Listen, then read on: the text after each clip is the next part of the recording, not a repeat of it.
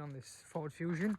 I mean, all Ford Fiestas Fusion from 2002 and to 2009 or 9 basically, up to 9ish, have the same more or less fuse board, and as you can see the cigarette light's not working, and that's to be found on the passenger side. So it's very easy, you just squeeze both sides here and here, and when you take it out, on the back of the glove box is the diagram, and it's this one here. It's a 15 amp F29.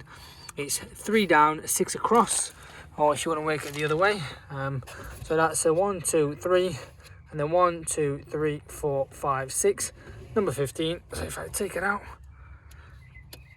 there we go. And it's most likely blown, as you can see.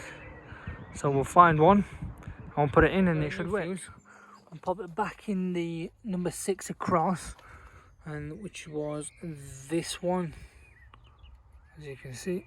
There you go, in, and instantly this turned on.